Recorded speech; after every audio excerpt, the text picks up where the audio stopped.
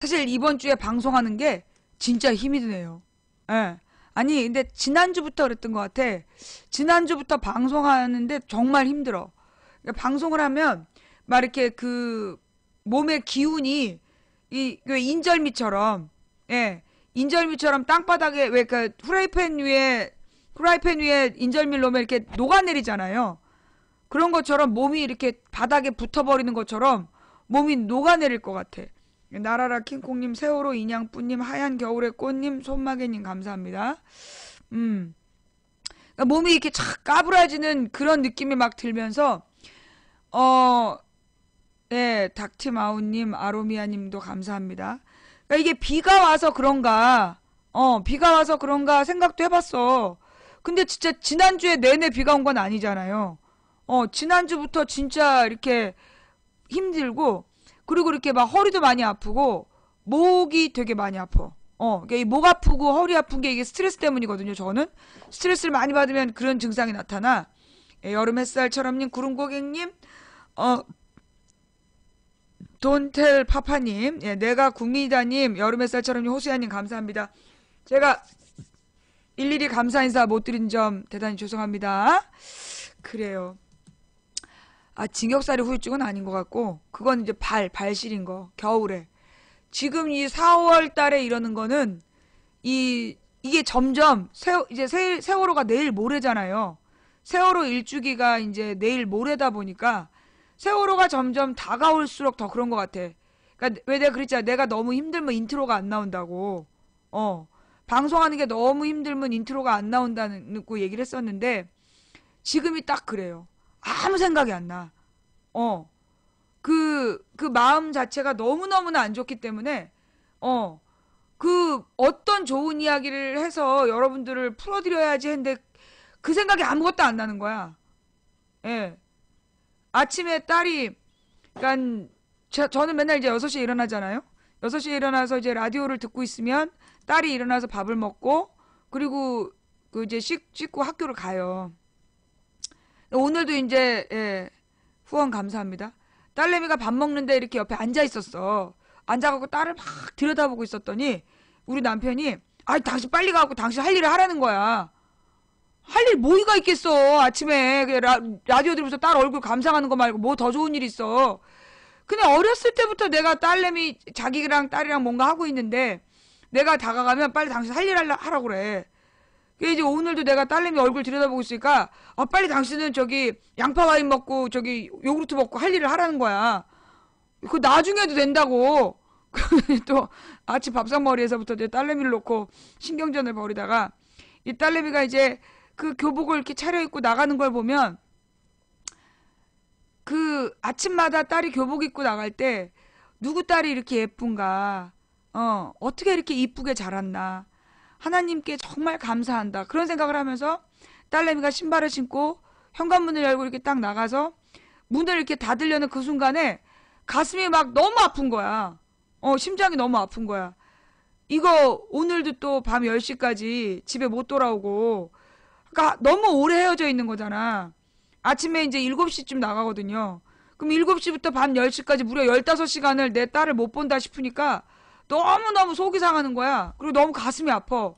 그러다가 문득 문이 탁 잠기고 이제 문이 잠겼습니다, 이렇게 표시가 나면 나는 딱 15시간만 헤어지는데도 이렇게 가슴이 찢어지는데, 심장이 쿡 내려앉는 것처럼 15시간 뒤면 돌아올 아이인데 이렇게 불안하고 가슴이 아프고 걱정이 되고 속상한데, 지난 1년 동안 아들이 돌아오길 기다리는 엄마들의 마음이 어떨까. 자꾸 아침마다 딸이 학교 갈 때마다 그 생각이 드는 거야. 아침마다. 그 제가 이 아침 시간에 보면 되게 눈이 부어 있잖아요. 딸이 학교를 가고 나면 그 계속 울컥울컥 하는 거야. 그것도 자꾸 눈물이 나. 이게 4월이 되면서 더 하는 것 같아요. 예. 이 4월 달이 되면서 더 하는 것 같고. 그러니까 아침엔 늘 부어 있어. 딸내미 학교 가면 그냥 이렇게 그런 거야. 그러니까 딸이 무사히 돌아오겠지. 하나님이 키우시는데, 그런데 그 애가 돌아올 때까지 내가 15시간이나 헤어져 있어야 돼. 그런데 나는 15시간 헤어져 있지만 그렇게 저렇게 예쁜 것들을 1년 동안 안아보지 못한 그 부모와 가족들의 심정은 어떨까? 거기에 다다르면 아무 생각이 안 나. 아무 생각이 안 나면 눈물만 나고 너무 기가 막히고 너무너무 기가 막혀서 뭐 이런 그지 같은 일이 벌어져서 어떻게 이렇게 해결을 못하고 1년을 가나 싶으면 그래서 내가 운동도 해야 되고 우리 시청자들한테 즐거운 얘기, 웃기는 얘기 해드려야지. 그러면서 참고 참는데 이게 그 날짜가 다가올수록 정리정돈이 잘 안 되는, 마음의 정리가 잘 안 되는 것 같아요. 우리 동생 남편이 재작년 7월에 이제 그 하늘나라로 갔는데 뭐 원래 좀 병이 있었겠죠. 근데 내가 갑자기 2012년 11월에 갑자기 구속된 다음에 한 달 만에 이제 이 교모세포종 진단이 나왔어. 그 교모세포종이라는 질병이 6개월에서 1년 안에 사망하는 급성 뇌종양이거든요. 그러니까 그러니까 이 사람이 참 사람이 겁이 많았던 사람이야. 그리고 누구보다도 나를 너무 좋아했어. 예, 우리 신랑하고 나를 너무나 좋아해가지고 우리 동생한테 섭섭하고 그러면 맨날 처형요, 제가요. 그래서 막 일러. 나보다 나이가 많은 사람인데 그러면서 나를 너무너무 좋아했고, 그리고 우리가 자기 주변에서 동생이랑 이렇게 같이 살아주는 거를 되게 고마워했단 말이야. 근데 내가 구속된 다음에 한 달 만에 우리 동생이 날마다 나 구속된 날 우리 동생이 따라왔었거든요. 매일매일 울고불고 하니까 이 사람이 너무나 극도의 불안감에 시달리다가 한 달 만에 쓰러졌어. 쓰러져가지고 3일 만에 진단이 나온 거야. 그러니까 CT 찍어보고 MRI 찍어보니까 교모세포종이다. 6개월 안에 죽는다는 거야. 얼마나 기가 막혔겠어. 내가 감옥에서 그 얘기를 듣는데 난 지금도 그날을 잊혀지지가 않아. 6개월밖에 못 산다고. 그런 질병에 걸렸다고. 그 얘기를 딱 듣는데 나 때문이구나. 내가 여기 들어와서 우리 제부가 너무 놀라서 그 병에 걸렸구나. 나는 아마 평생 그 죄책감으로 나는 살아갈 것 같아. 죽을 때까지 나는 그 죄책감을 우리 조카들한테나 내 동생한테 그 죄책감을 벗어나지 못할 것 같아요. 근데 제부가 이제 4월달 이 정도가 됐을 때 거의 이제 의사소통이 잘 안 됐어. 4월달, 5월달 이때 의사소통이 많이 안 됐고, 그때 이제 몸이 굉장히 힘들 때였는데 화장실 때문에 늘 괴로워했어 우리 제부가. 그래가지고 이제 화장실을 화장실을 이렇게 침대에서 대소변을 보는 걸 너무너무나 자존심 상해하고 어린 동생한테 그걸 부탁하는 걸 너무 싫어했어. 내가 혹시 여러분 그때 보셨는지 모르겠지만 의료기 상가에 가서 그 변기를 사왔어. 뭐라 그러나 병원에서 쓰는 좌변기처럼 의자 뚜껑을 열면 변기가 달려있는 그거를 이제 사가지고 그냥 우리 화장실 동생 집 화장실 변기에다가 그걸 딱 씌워 놓으면 이게 딱 지지대가 돼서 자기가 대소변을 볼 수가 있었어. 그래서 마지막에 한 2주 정도를 그거 얼마 못 썼어요. 한 2주인가 한 달인가 밖에 못 썼는데 대소변 보는 게 동생한테 그때 의식이 있을 때였지. 동생 앞에서 대변 보는 게 너무나 부끄러워갖고 동생한테 침대에서 대변 보는 게 너무 부끄러워서 변을 안 보는 거야. 그래서 극심한 변비에 시달리고 그랬었어요. 그랬는데 내가 이제 그걸 사다 드리니까 그다음부터 한 달 정도를 마음 편하게 용변을 보다가 병원으로 실려가기 바로 그 전날이었던 것 같아. 병원으로 실려가는 날이었나? 갑자기 그러고 나서 정신이 혼미해졌어. 정신이 혼미해졌는데 어느 날 내가 성경을 옆에서 읽어주고 있는데 얘기 좀 하자고 그러는 거야. 그래서 아, 무슨 얘기지? 그리고 예, 무슨 얘기요? 그랬더니 자기는 내가 이제 그 성경을 읽어주면서 우리는 모두 죽는다. 죽음을 두려워하지 말자 이런 얘기를 하고 있었거든. 얘기 좀 하재. 그래서 무슨 얘기요? 그랬더니 자기는 죽는 게 하나도 겁나지 않는다고. 죽는 게 전혀 두렵지가 않고 살아있는 사람이 걱정이다. 그러니까 뭐 동생하고 어린 아이들이 걱정이라고. 그러더니 저 형만 믿어요. 저 형하고 동서 믿고 가요. 그 얘기를 하더라고. 그리고 나서 그날 병원으로 내가 그때까지 멀쩡히 대화를 했으니까 근데 그날인가 그 다음 날인가 병원으로 실려갔어요. 병원으로 실려가서 그리고 돌아오지 못하고 이제 하늘나라로 갔죠. 근데 이제 그 봄이 되면 우리 동생이 그 제부를 돌봤던 기억이 나면서 굉장히 많이 힘들어해. 음. 그러니까 첫 번째 봄은 믿지 못하고, 그러니까 죽고 1년 동안은 아무 생각이 없이 실감이 안 나는 거지. 실감이 안 나고 지나가더니 2년째 접어들면서 점점 힘들어하더니 그 아들이 군대 간 다음에 정말 이 봄을 너무너무 동생이 힘들어해요. 그러면서 이제 얼마 전에 우리 동생이 미용실을 하는데 미용실 앞에서 어떤 아이가 교통사고를 당하는 장면을 목격을 한 거야. 그래갖고 아이가 이렇게 쓰러져 있고 피가 이렇게 옷으로 스며들어가는 그거를 이 애가 이걸 보고서는 동생 상태가 너무 안 좋은 거예요. 너무나 다운이 되고 그걸 그 충격이 너무 오래 가는 거지. 그러니까 지금 여러 가지가 겹쳐 있는데 그러니까 이 우리 동생의 이야기를 이렇게 들으면서 그런 생각이 드는 거야. 그러니까 그 가족이 갑자기 사라졌다라는 그런 거 있잖아. 왜 그래도 우리 동생은 1년이라도 뭐 한 7개월이죠. 한 7개월 정도 병원에서 병수발이라도 들었어. 그래도 그건 너무나 갑자기였던 거지.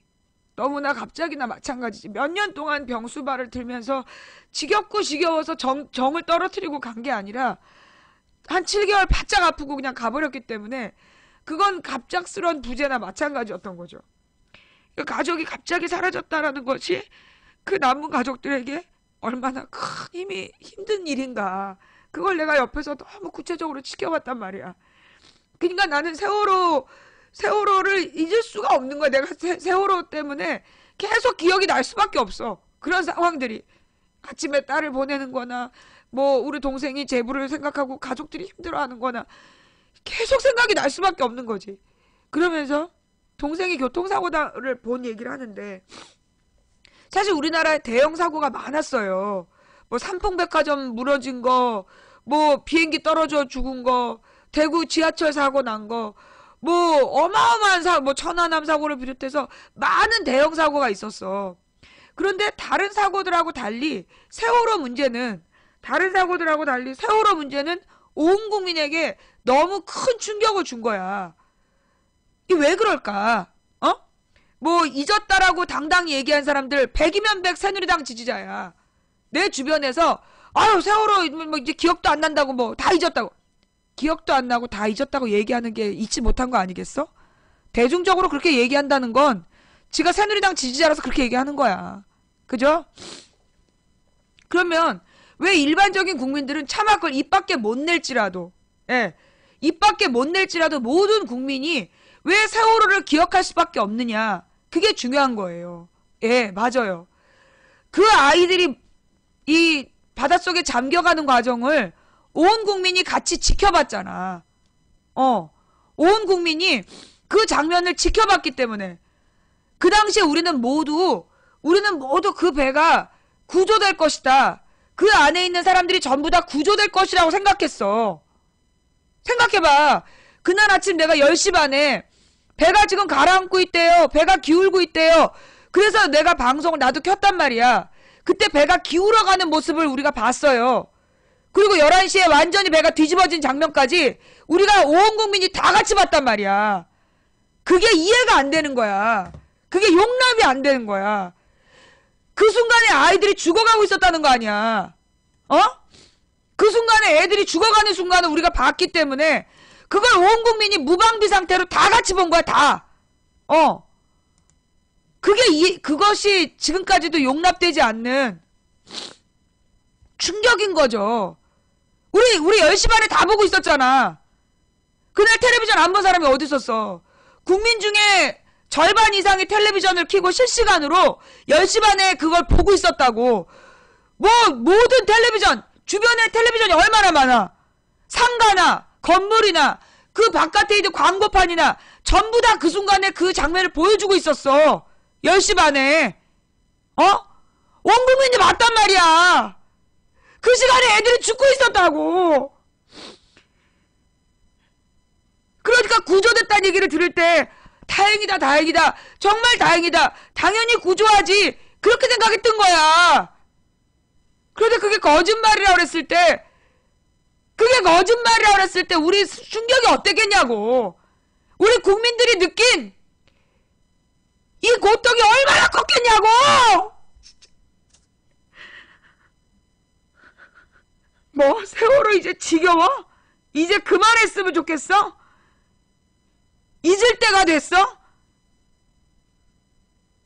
아무도 모르는 사람이 갑자기 치워 죽는 거를 봐도 그걸 평생 못 잊는 게 인간이야.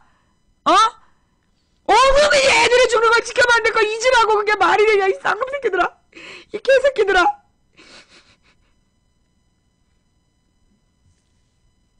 자기네들은 다 잊었다고. 야, 다 잊었으면 말이 안 나오는 거야, 이 씹태기들아. 잊긴 뭘 잊어?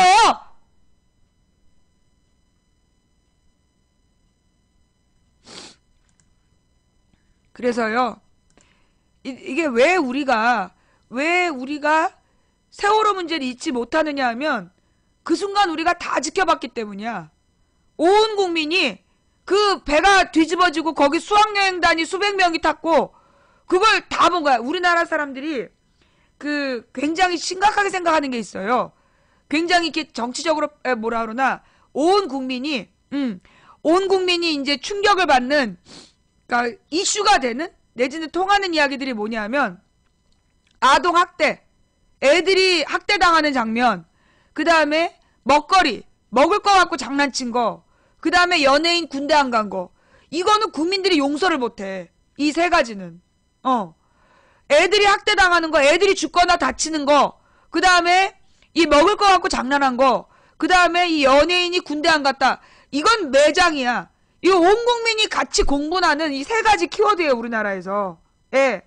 그런데 그 당시에 이 아이들이, 그러니까 뭐라 그러나 87년 60항쟁이 벌어질 때도, 87년 60항쟁이 벌어진 것도 박종철이라는 서울대생이 죽고 이한열이라는 연대생이 죽었기 때문이에요. 거기에 열받았고, 그 전에 4.19 혁명 김주열이라는 그 고등학생이 죽었기 때문에, 김주열이라는 중3 예비 고등학생이었죠. 그냥 고등학생이었나? 그 김주열이라는 아이가 죽었기 때문에 4.19가 일어났고, 87년 60항쟁은 그 박종철, 이한열이 죽었기 때문에 일어난 거예요. 5.18 광주가 왜 일어난지 알아요? 5.18 광주? 예. 5.18 광주 사건이 벌어진 것도 그때 조선대하고 조선대 전남대 학생들이 경찰에 의해서 완전히 정말 참을 수 없는, 말로 표현할 수 없는 두들겨 구타를 당하는 장면을 지나가는 시민들이 본 거야. 그 당시 경찰이 그 대학생들을 두들겨 패가지고 시민들의 기를 죽이려고 했는데 그 장면을 보고 시민들이 분노한 거예요. 그래서 그 다음에 5.18이 일어나. 그러니까 4.19는 김주열의 죽음, 그 다음에 80년 광주항쟁은 그 조선대 전남대 학생들에 대한 경찰의 구타 폭력, 그래서 아마 그때 학생이 맞아 죽든가 그랬어. 그게 원인이 됐고, 이 87년 60항쟁도 결국 학생들이, 그러니까 박종철, 이한열이라는 두 학생이 죽음으로 인해서 발생했단 말이야. 그런데 세월호 사건은 그러니까 김영삼 때 많은 사고가 났지만 성수대교 사건이 굉장히 오래 기억났던 건 그 학교에 가던 아이들이 죽었기 때문이었어요. 성수대교에서, 성수대교가 무너지면서 아침에 등굣길 학생들이 버스랑 같이 가라앉아서 죽었거든. 그게 되게 충격이 컸어. 그러니까 이제 우리나라 사람들이 아이들의 죽음이라는 아이들의 고통에 굉장히 민감하단 말이야. 우리 국민의 마음이 착해서 그래요. 이 우리나라 이 민족성이 그렇게 약자가 당하는 걸 보면 굉장히 가슴 아파하는 그런 우리 민족성에 그게 있어. 그래서 이 세월호 문제가 그 국민들에게 큰 상처로 남아있고 그게 두고두고 기억이 나는 거예요. 그러면서 세월호 문제를 통해서 우리나라의 모든 비리가 드러났잖아. 박근혜 정부의 비리뿐만이 아니야. 그 세월호 문제를 통해서 소위 우리나라의 언론 권력의 문제점, 권력을 쥔 언론이 어떻게 국민을 그 미치게 만드는지, 어떻게 국민을 바보로 만드는지 이거를 이제 알게 한 거 아니에요. 잠깐만요. 또 누구야? 누가 이렇게 시비 걸었어? 남의 학벌은 네가 알아서 뭐하게? 네 학벌 후지면 남의 학벌도 후지다라는 그런 그 편견을 버려. 미치겠지? 그래요. 제가 중계방을 조금 정리해 놓을게요. 그러니까 우리가 이 세월호 문제를 통해서 내가 볼 때 우리 국민들이 세월호 문제를 통해서 나는 엄청난 변화가 일어났다고 생각해요. 예. 세월호를 이거는 이전에 김주열 학생도 한 달 뒤에 죽음이 떠올랐어. 3월 20일경에 마산 시위에서 죽은 학생의 죽음이 4월 18일인가 떠올라요. 17일인가. 그래서 그게 4월 18일에 고대생들 뛰어나오고 4월 19일에 서울대 교수들까지 뛰어나와가지고 4.19 항쟁이 됐단 말이야. 그런 것처럼. 그러니까 이게 그랬지. 그 다음에 뭐 이한열 열사 같은 경우도 죽었다는 얘기를 말로만 전해 듣고도 국민들이 분노해갖고 거리로 뛰어나왔는데 이거는 250명의 학생들이 가라앉는 걸 실시간으로 목격한 거야. 거기다가 창문으로 두들기면서 빼달라고 그 자기 구해달라고 그 문 두들기던 아이들, 그 다음에 이 건져 올려진 아이들의 손가락이 모두 부러져 있었다.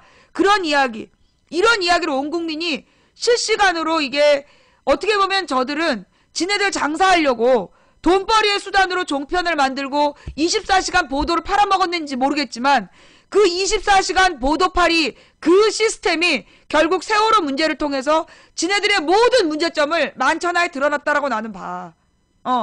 그래서 이 4.16 사건이 우리 국민들에게 굉장히 크게 다가온 거고, 그러면서 사실은요, 이게 세대가 있어, 세대가.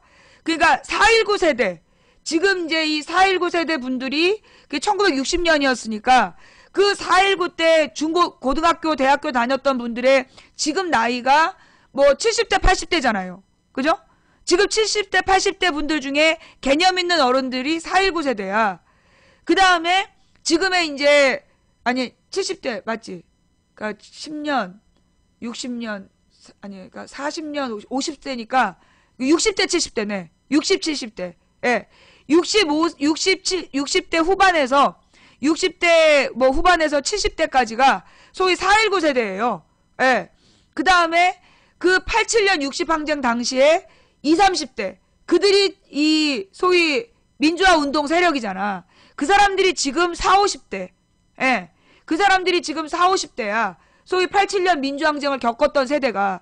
그런데 기가 막히게 이 2014년 이 4월 16일 이 4.16 세로 인해서 누가 눈 떴느냐? 엄마들이 눈을 뜨는 거야. 지금 이 4.16 세대, 4.16 문제로 가장 활발한 활동을 하고 있는 사람들이 누구냐 하면 30대 주부들이에요. 그 30대 주부들이 그 아이들을 지키겠다라는 그런 조직적인 활동을 하고 있고, 그 다음에 20, 30대가 이 세월호 문제로 확 깨났어. 그러니까 20, 30대가 세월호 문제로 확 깨났지만 실제로 이 4.16 문제는 30, 40대 엄마들을 흔들어 버린 거야. 30, 40대 엄마들 정치에 무관심하고 그렇게 지내왔던 엄마들이 이 세월호 문제를 통해서 확 깨어나기 시작한 거예요. 예. 굉장히 이제 그 충격을 먹고 이게 우리 아이에게도 벌어질 수 있는 일이다. 이래서 30, 40대 엄마들이 들고 일어났어. 그 다음에 이 20, 30대 젊은이들도 이 세월호 문제 때문에 그 자신들의 문제에 대해서 진지하게 다시 생각하게 된 거지. 그러니까 망치 부인을 찾아와서 망치 부인의 이야기를 들으면서 소위 20, 30대 청년들의 가장 큰 고민은 취업 문제이고 취업이 안 되는 건 내 문제다라고 생각했는데 우리 방송을 통해서 끊임없이 이게 사회 구조적 문제라는 것을 이야기하니까 그러면서 지금 온 국민이 세대별로 골고루 일어나기 시작했고 무엇보다 10대 아이들이 나는 실제로 길거리에서 10대 아이들이 나를 대하는 자세가 바뀌었다. 이 세월호 이전에는요.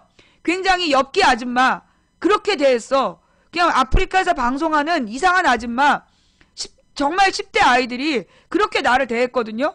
그런데 세월호 문제가 딱 터진 다음에 10대 아이들이 나를 대하는 자세가 그렇지가 않아. 굉장히 예의 바르고 굉장히 예의 바르고 호감을 표현하고 내가 놀래는 거야. 이전에는 10대 애들이 그렇게 날 대놓고 아는 척을 안 했었어. 근데 세월호 문제가 터지고 나서 10대 애들이 변했다 그랬잖아.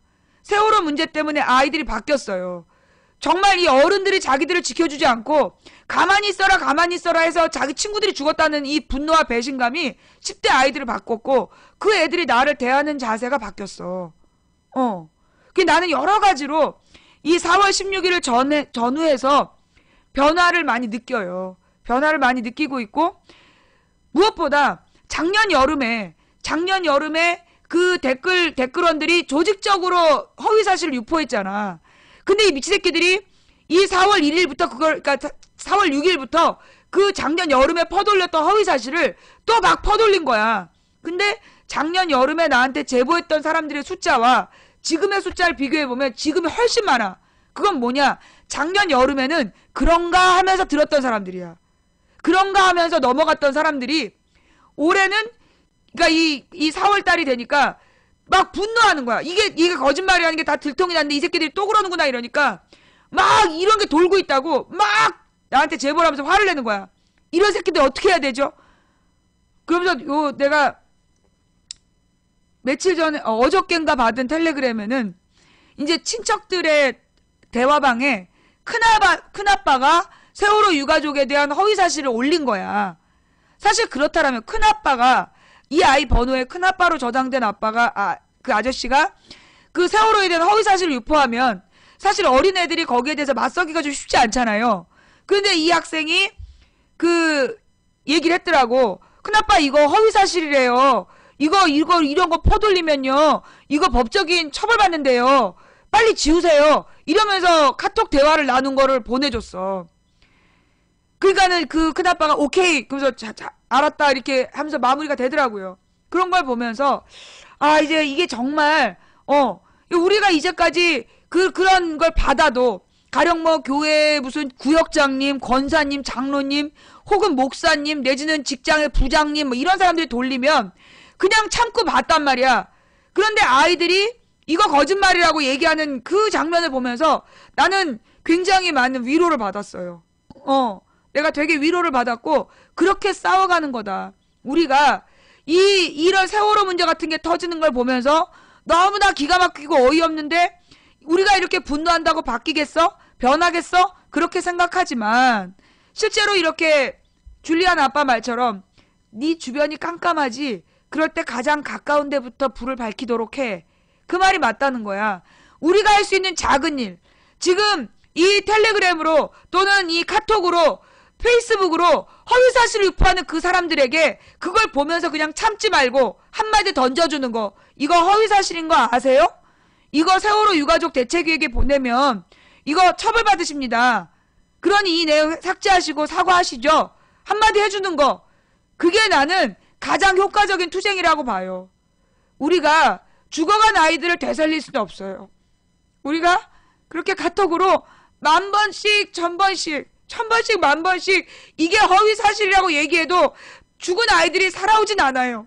그러나 우리 모두가 다 이게 허위사실이라고 한마디 답변을 보내줄 때 그 답변들이 온 나라에 물결칠 때 그때 적어도 아이들을 잃은 부모들은 새털 같은 위로를 느끼지 않을까. 오늘 우리 실천합시다. 다른 거 뭐 우리가 돈 드는 거 아니잖아요. 나한테 그런 개그지 같은 카톡 보낸 인간한테 이거 허위사실인데 알고 보내시는 겁니까? 모르고 보내십니까? 이거 세월호 유가족들한테 보내면 님 고소당합니다. 그렇게 한마디 해주는 거, 그걸로 우리의 투쟁을 했으면 좋겠어요. 우리의 투쟁이 피를 내면서 뭐 총 들고 칼 들고 싸우는 투쟁이 아닐지라도 카톡으로 뿌려주는 이 허위사실들에 침묵하지 않는, 가만히 있지 않고 침묵하지 않는 그 투쟁이 오늘부터 시작되어야 된다고 생각합니다. 그리고 혹시 또 더 여유가 되신 분이 있다면 세월호 기네스북, 세월호 기네스북을 검색해 주세요. 그리고 세상에서 가장 슬픈 도전에 함께 해주십시오. 오늘 내일 모레 우리 이제 세월호에 대해서 일주기 됐으니까 땡! 끝나는 게 아니라 4월 17일에 새로 시작하는 세월호의 진상이 규명될 때까지 우리의 투쟁은 끝나지 않는다는 걸 보여주는 그 첫 자리가, 저는 이 4160개의 촛불을 밝히는 세월호 기네스북이라고 생각해요. 많은 사람들은 오늘 내일 뭐 4월 16일까지 팽목항에 가고 그 세월호 유가족들을 생각하고 그걸로 할 일을 다 했다고 생각할지 모르겠습니다. 하지만요, 내 자식이 그렇게 죽었다면 왜 내 아이가 그렇게 죽었는지 그 진상이 밝혀질 때까지 저는 눈을 못 감을 것 같아요. 그래서 4월 17일 우리의 세월호 기네스북은, 4월 17일 세월호 기네스북은 세월호는 끝나지 않았다, 이제부터 시작이다, 이걸 표현하는, 이걸 전 세계에 천명하는 우리들의 외침의 자리가 돼야 된다고 생각합니다. 그래서 세월호 그 기네스북에 도전해주세요. 여러분 지금요 많은 분들이 참가 신청을 하셨어요. 그래서 이미 4160개가 채워졌어. 그럼 이제 안 해도 되나요? 그게 문제라고. 입금을 일부러 안 하면서 이름만 올려놓은 놈들도 있을 거예요. 일부러 입금은 안 하고 4160개 채워졌으니까 그만해라, 그렇게 하려고 입금은 안 하고 신청만 한 그런 놈들이 있을 거라고요. 그래서 여러분들이 이 입금자가 4160명이 될 때까지 계속 신청을 해주셔야 돼요. 입금자가 입금 확인이 4160명, 그러면 입금 확인이 4160명 되면 끝났네요. 아니야, 또 돈까지 입금해놓고 못 오는 사람이 또 그렇게 많아. 돈까지 입금을 해놓고 못 오는 사람들이 꽤 많아요. 지금 저한테 보내주신 분들도 한 20명 되거든요. 그러니까 4160명 입금 확인으로 땡 끝나는 거 아니야. 이거 저기 그 자리에 물론 현장에서 못 오시는 분들의 QR코드를 받아가지고 현장에서 채워주시는 것도 한다고 그러지만 그게 현장에서 어떻게 될지 모르는 거잖아요. 그러니까 그 가능한 모든 분들은 4160명 이상의 그날 오실 수 있는 분들은 다 와주세요. 혹시 그날 내가 입금도 못했고 내가 돈이 없어서 참여는 못했지만 그래도 내가 그날 광화문에 올 수 있다, 그럼 와주세요. 그럼 우리 시청자 중에 한 20분이 못 오신다고 연락을 하셨거든요. 입금은 했는데 못 와요, 그런 분이 계세요. 그러니까 돈 정말 내가 솔직히 어떤 사진을 받았냐 하면 그 QR코드 받은 걸 보내달라니까 그거를 어떻게 보내시는지 모르는 분이 나한테 입금 확인증을 보여준 거야. 그 함세웅 선생님 그 민주행동에 10,000원 입금했다는 입금 영수증을 보여주셨는데 내가 너무 가슴이 아팠던 건 잔액이 77,000원인 거야. 10,000원을 입금하고 잔액이 77,000원이 남은 통장에서 10,000원을 입금하셨더라고요. 그걸 보는데 가슴이 너무너무 울컥했어. 그 돈이면 자기가 가진 돈에서 이게 8분의 1 아니야. 9분의 1 정도 되는 돈을, 그 돈을 기꺼이 이렇게 그 입금하신 그 마음이 너무나 귀하고 너무 감사해서 이게 세월호 마음이구나. 이게 세월호를 겪은 우리 국민의 마음이구나. 내가 가진 돈의 10분의 1이 아깝지 않게 흔쾌히 내어질 수 있는 그런 마음이구나 라는 생각이 들어서 제가 참 울컥했어요. 그래서 그렇게 돈이 없어서 정말 내가 생활수급자라서 나는 돈 10,000원을 입금을 못했다, 그런 분도 계셨어요. 그런 분들 광화문에 그냥 오세요. 오시면 그 입력은 해놓고 입금도 다 해놓고 그날 당일 못 오시는 분들이 몇십 명 있을 겁니다. 그런 분들 뒷자리를 채워주세요. 돈 10,000원이 없어서 이거 참가는 못 하셨지만 그래도 그날 와주세요. 오시면 현장에서 이 QR코드 받아서 그 돈 입금하셨지만 못 오신 분들, 그분들 대타로 들어갈 기회가 있을 겁니다. 그러니까 4월 17일, 그러니까 그 서울시청 광장이 4월 16일부터 18일까지 3일 동안 서울시청 광장을 임대했대요. 그러니까 시청에서, 그러니까 그 세월호 특별 추모 기간으로 4월 16일, 17일, 18일 서울시청 광장이 세월호 특집 추모 기간으로 이제 임대가 되어 있는 거예요. 그래서 16일 날 추모 행사 많이들 가실 거잖아요. 17일 날도 와주세요. 세월호가 4월 16일 어제로 끝난 게 아니라 오늘부터 다시 시작이야! 라는 뜻으로 모두 와주세요. 그리고 4월 18일이 온 국민의 추모제가 또 있습니다. 그래서 저도 그 16일 날 김광진 의원님 모시고 여기서 방송을 하고요.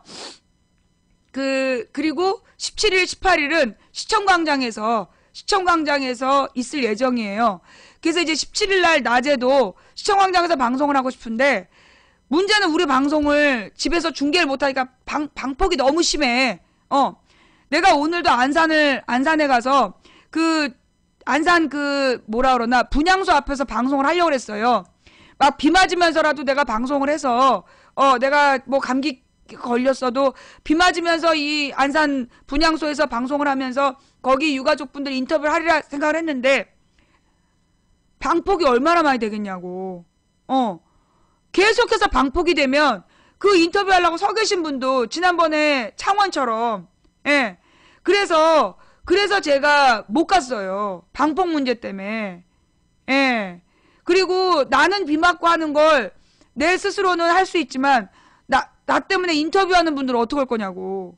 인터뷰하시는 분들 비 맞으면서 인터뷰해야 되잖아. 그래서 안 되겠다. 그래서 내가 오늘 안산을 못 갔어요. 그리고 그러면 오늘 비가 와서 안산은 못 가고 내일 광화문을 가려고 그랬어. 광화문에서 방송을 하려 했더니 내일은 광화문에 있는 유가족들 전부 다 팽목항으로 내려가신대요. 예. 내일 팽목항으로 전부 다 내려가신대. 예. 그래서 제가 그러니까 오늘은 안산, 내일은 광화문에서 방송하려던 계획이 무산이 됐어. 그래서 팽목항으로 가셨는데 나 혼자 광화문 가서 뭐 하겠어.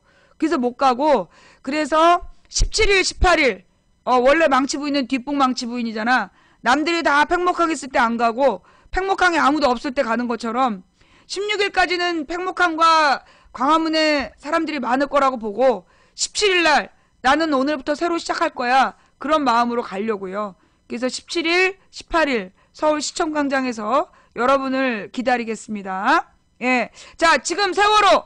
네. 세월호 기네스북 현재 신청자, 그리고 신청자와 입금 확인자 인원수 어떻게 됩니까? 아까 4,160명에서 몇 명 정도 늘어났나요? 이 세월호 기네스북 지금 현재 몇 명 정도 입금되고 신청됐는지. 네. 시청광장하고 광화문은 달라요. 가깝긴 가까워. 그러니까 광화문 대로가 쫙 연결이 되는데, 여기가 이제 경복궁이야. 경복궁이 이렇게 있으면 경복궁 앞에 길이 쫙 대로가 있어요.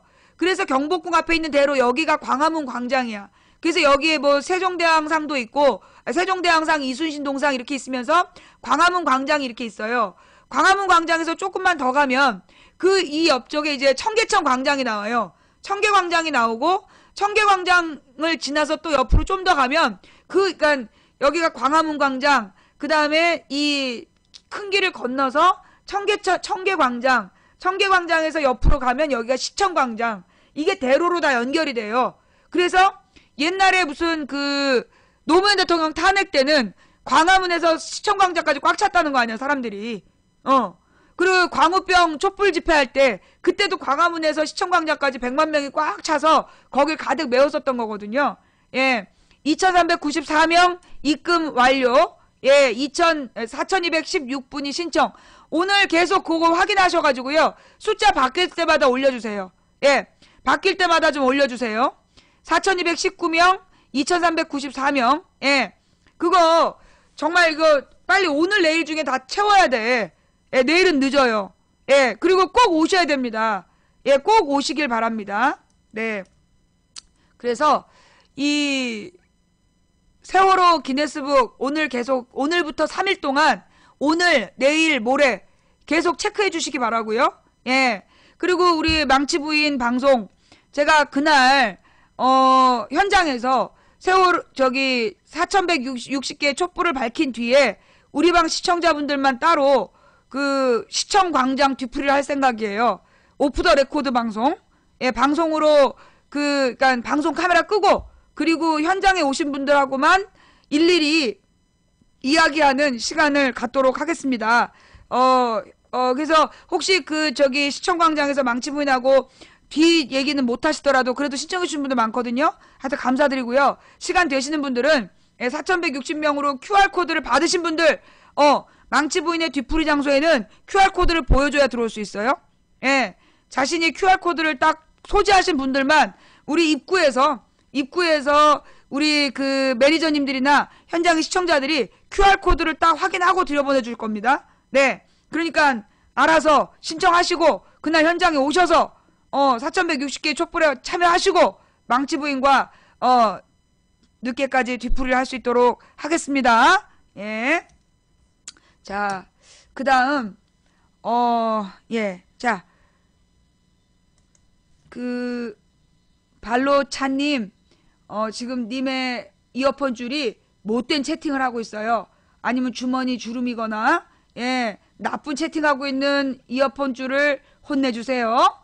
예, 자, 그 다음에 우리 508 고지님, 태기마미님 감사합니다. 일단 오늘 좀 충격적인 뉴스 하나 나왔죠. 이게 충격적인 거 맞지? 뭐냐 하면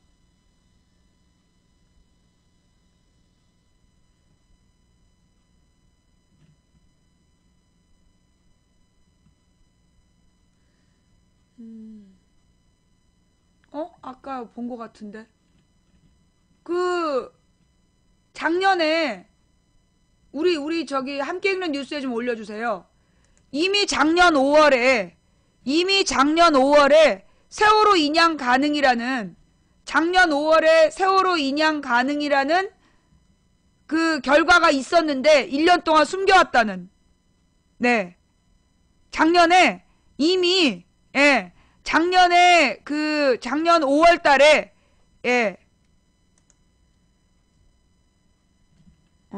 작년 5월 달에 이미 확인해 놓고 잠깐만요.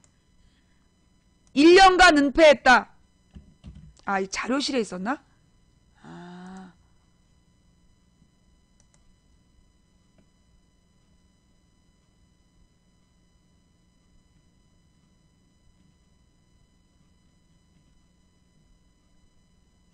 자료실에도 없네.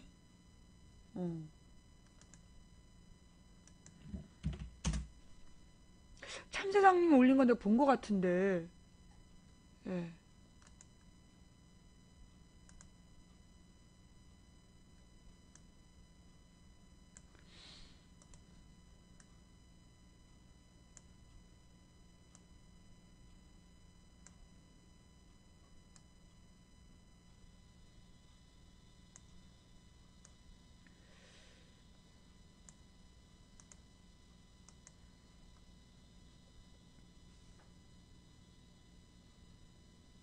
이건가?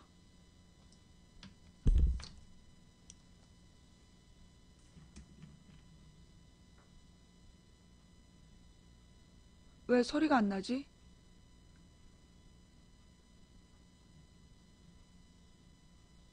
잠깐만요. 예. 이거 그 뉴스타파 영상이요. 뉴스타파 영상 나온 거 있어요? 작년에 이미 결론 내놓고, 예. 아, 이건 그냥 기사로 나온 거예요? 아, 영상으로 나온 건 아니고. 뉴스타파에서 오늘 발표한 거죠? 세월호 인양 가능, 작년 5월 결론, 1년간 은폐. 예. 거기 그 영상이 있습니까? 정석 신령편님, 거기 그 영상이 확실히 있어요? 정부가 세월호 인양이 기술적으로 가능하다는 사실을 이미 1년 전에 확인하고도 그동안 은폐하다가 최근에야 대통령의 언급에 맞춰 기술적으로 가능하다는 검토 결과를 발표한 것으로 뉴스타파 취재 결과 드러났다. 또 이지랄한 거야 또. 또 이지랄했어 또. 그동안 이미 1년 전에 기술적으로 인양이 가능하다는 얘기를 알고 있었으면서 은폐하다가 대통령의 언급에 맞춰서 기술적으로 가능하다는 검토 결과를 발표한 것으로 뉴스타파 취재 결과 드러났다. 세월호 인양 자문을 담당했던 영국의 TMC사가 지난해 5월 그랬다니까. 영국에서 작년에 가능하다고 그랬어. 해수부에 제출한 보고서에서 제시한 세월호 인양 방식이 최근 세월호 선체 처리 기술 검토 TF가 발표한 유력 인양 방식과 동일했던 것으로 확인된 것이다. 이에 따라 정부가 세월호 일주기를 앞두고 정부에 대한 비판 목소리가 높아질 것을 예상하고 전략적으로 대응하기 위해서 지금껏 이 같은 사실을 감춰온 게 아니냐는 의혹이 제기되고 있다. 하여간 이것들은 진짜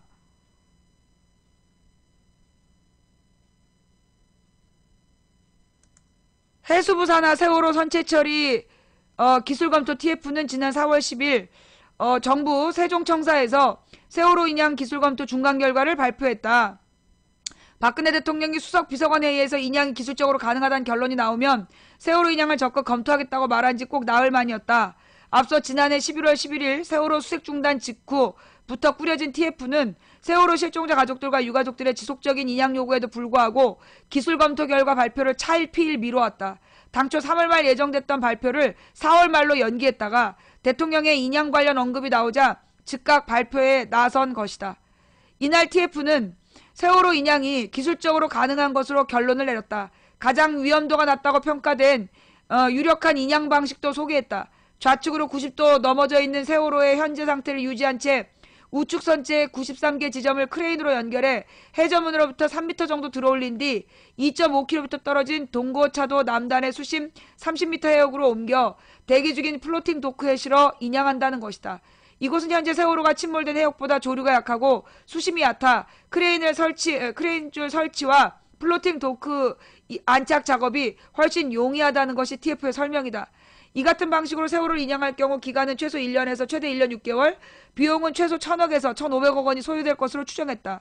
이번 검토 결과를 중앙재난대책본부에 보고한 뒤 인양이 결정되면 업체 선정과 계약의 1, 2개월, 인양업체가 현장 세부 조사를 하고 장비와 인력을 모으는 설계 기간으로 2, 3개월을 보낸 뒤부터 수중 작업 등 본격적인 인양이 개시될 것이라고 설명했다. 이미 작년 5월에 나온 일이었고 11월 달에 인양을 위해서 수색을 중단하라고 해놓고 5개월의 시간을 끈 거야. 작년 11월부터 이걸 했으면 올 11월이면 건졌을 거 아니야. 작년 11월에 수색 중단 시켜놓고 지금까지 5달의 시간을 끈 거야. 정부 TF 발표 인양 방식이 작년 5월 TMC 제시 내용과 판박이.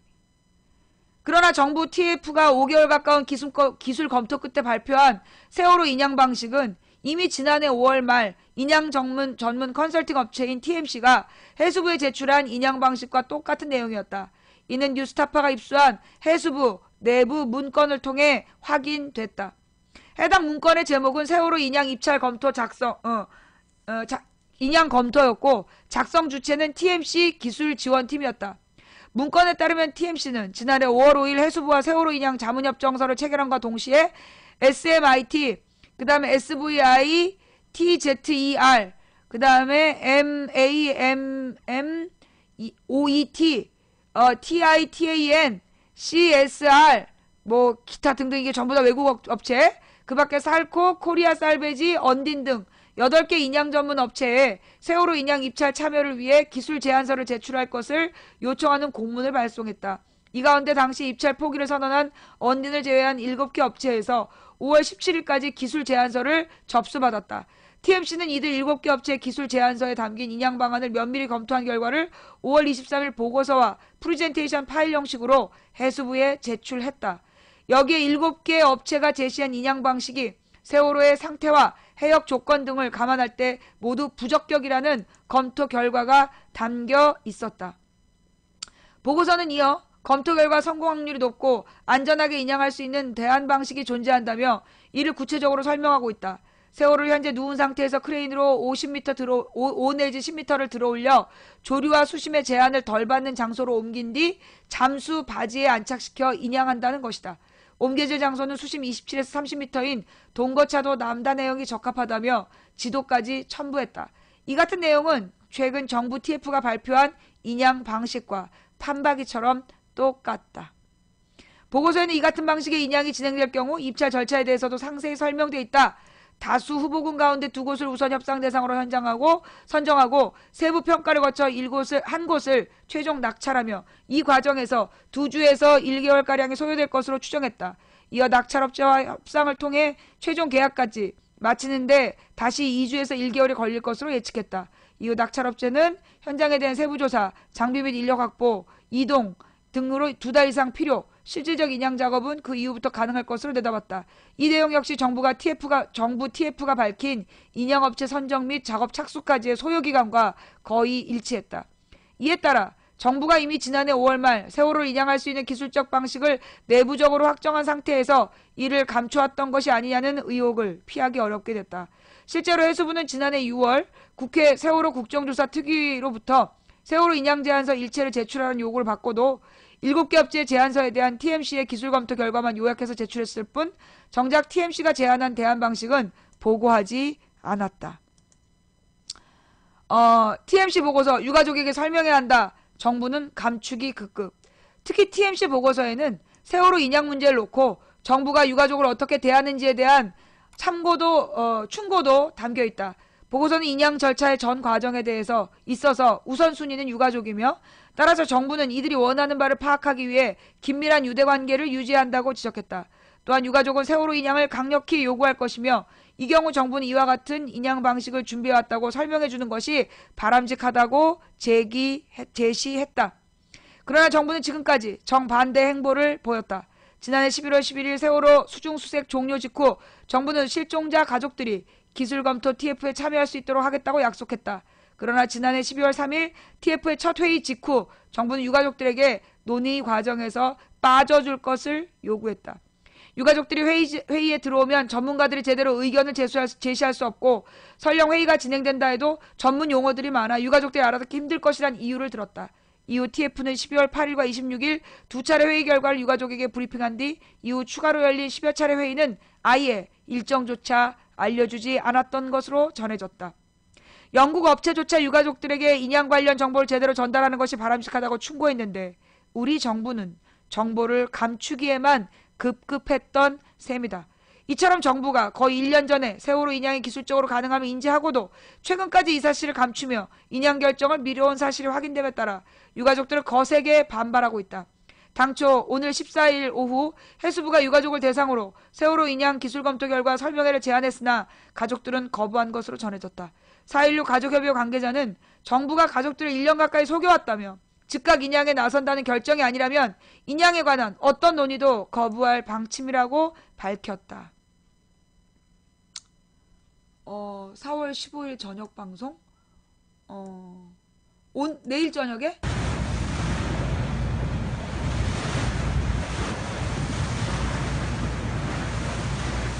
제가 서 있는 이곳은 1년 전 세월호 참사가 발생한 바로 그 해역입니다.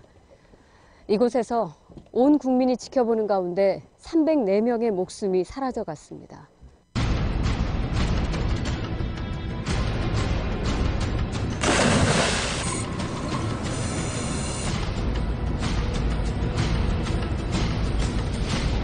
지금 몇 시간째 뭐 하는 거예요? 데려가 놓고. 내가 잠수를 할 수 있다.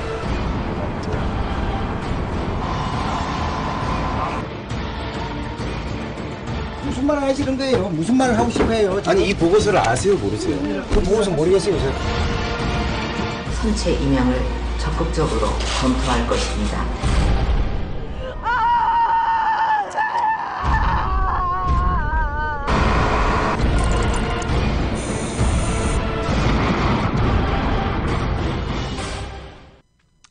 내일 저녁에 그 뉴스타파에서 내일 저녁 뉴스타파에서 특집 다큐를 공개한답니다.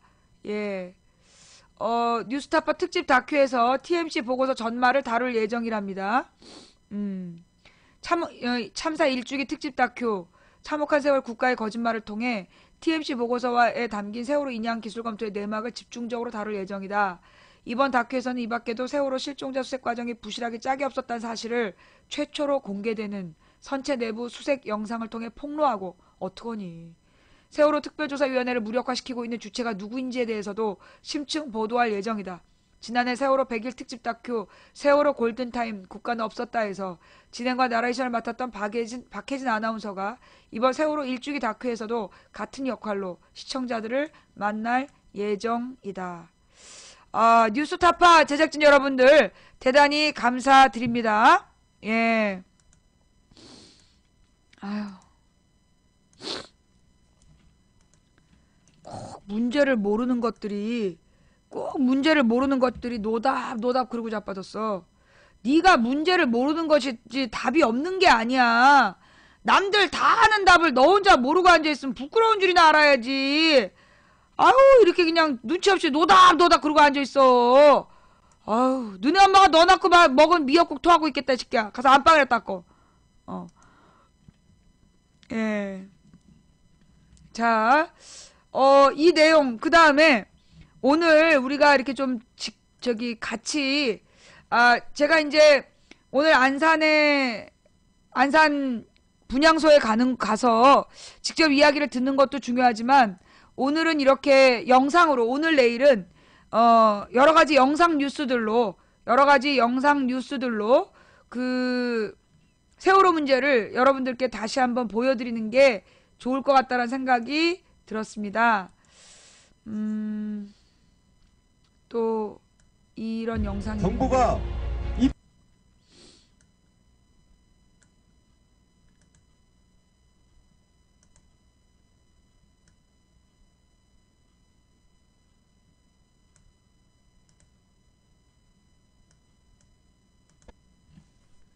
정부가 입법 예고한 시행령안은 특별법의 취지와 목적을 완전히 무시한 쓰레기였습니다. 진상규명을 하기는커녕 오히려 방해하기 위한 시행령안이었습니다. 우리 피해자와 가족들은 이 시행령안을 폐기시키지 않으면 진상규명은 영영 끝나버릴 것이라고 확신했습니다. 세월호 선체 인양 역시 이 시행령안을 폐기시키지 않으면 불가능할 것이라고 확신했습니다. 그래서 다시 힘찬 모습을 시작했습니다.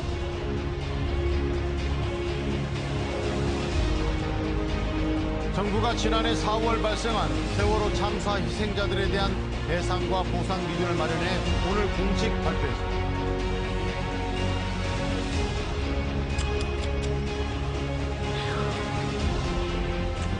누가 그러더군요. 삭발이 무슨 뜻인지 아십니까? 삭발이 무슨 뜻인지 알고 하십니까? 뭡니까? 삭발은 죽을 수도 있다는 이야기입니다. 삭발의 의미는 내 목숨을 언제든 내놓을 수 있다고 하는 의미로 하는 겁니다. 그럴 각오가 되어 있으니까 웃었습니다.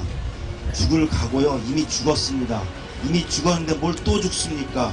저희는 그냥 가만 놔둬도 아파 죽겠는데 이 정부라는 게 저희 보러 또 죽으라네요. 저희 목숨 달려면 드리겠습니다. 그러지만 우리 애기들 왜 죽었는지는 알고 가야 되기 때문에 그것만 알려주신다면 저희 목숨 드릴 테니까 제발 좀 알려주세요. 저희들도 사람답게 살고 싶습니다. 사이로 다시 돌아가고 싶습니다. 내 가족들을 다시 만나고 싶습니다. 내가 남편 눈을 봤을 때 서로 덜 아프게 서로 덜 안쓰럽게 보듬어줄 수 있도록, 그리고 우리 아이한테 덜 미안하고 덜 부끄러웠어.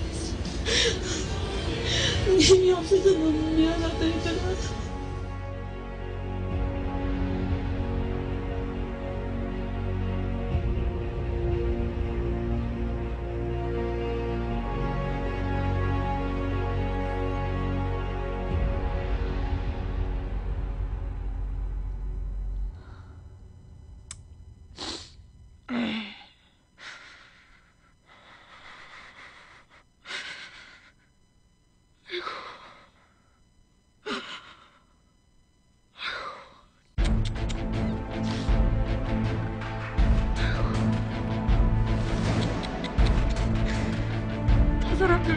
우리 눈이 멀었다고. 잔인한 새끼들 진짜.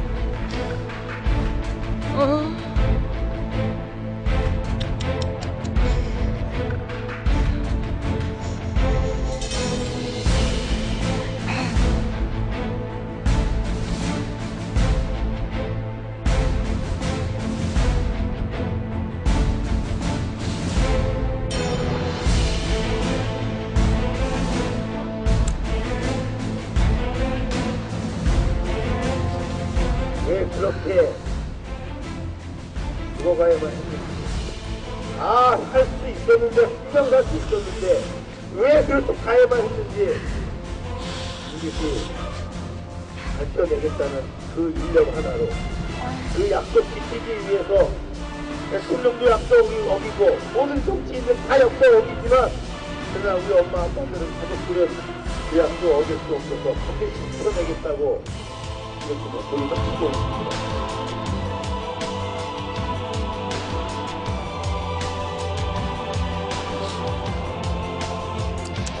똑똑히 보십시오. 악당 한번 하지 않는 국민들이 어떻게 변하는지, 당신들이 만든 유가족이 어떻게 달라지는지 똑똑히 보십시오. 수학여행을 놀러 갔다고 하시는 분들, 인양을 돈 많이 든다고 못하겠다고 하시는 분들, 자식 죽음으로 돈 받는다고 대박이라고 하시는 분들, 똑똑히 보십시오. 우리는 멈출 수 없습니다. 당신들을 지키기 위해서 이렇게 나섰습니다. 똑똑히 보십시오. 저희는 절대 멈출 수 없는 엄마 아빠들입니다.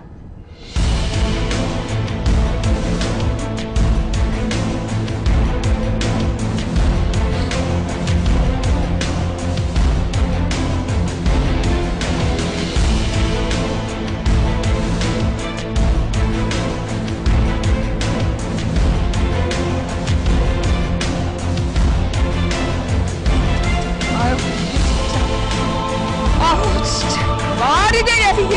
정말 정말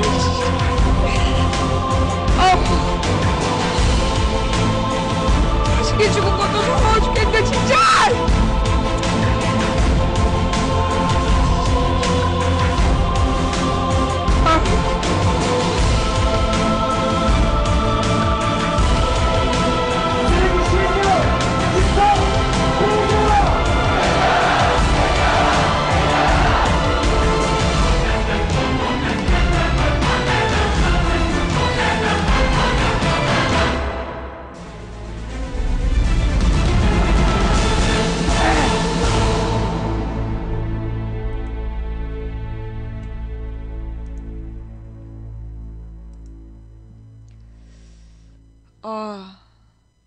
이게 이제 유가족분들이 유가족분들이 널리 퍼뜨려 주기를 바라는 영상입니다. 여러분 이 내용을요, 4.16의 약속 이제부터 시작이다라는 영상을 다 찾으셔가지고요, 그 내용을 여러분의 다양한 SNS를 통해 여러분의 다양한 SNS들을 통해서 널리 전달해 주시면 대단히 감사하겠습니다. 4,260분 신청에 2,404분의 세월호 기네스 입금 확인이 됐습니다. 감사합니다. 계속해서 숫자가 늘어날 때마다 좀 올려주시고요. 여러분 이거 아까도 말씀드렸지만 반드시 현장에 오실 분들만 참여하셔야 됩니다. 꼭 부탁드릴게요. 그 다음에 내가 또 아까 보여드리고 싶었던 영상이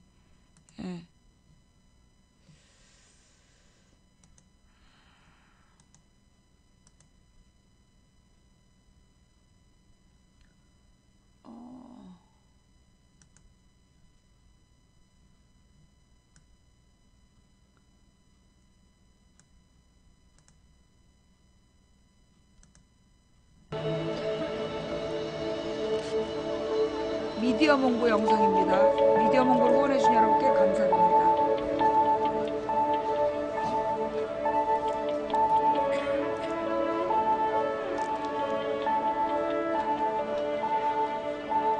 이거 광고 때문에 다시 처음부터.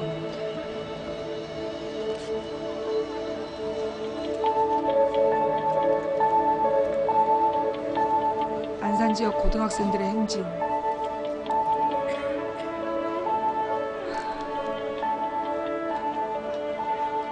아, 이게 그냥 안산 지역에 있는 고등학생, 별이 된 친구들을 기억하기 위해 모이는 자리. 어머 세상에.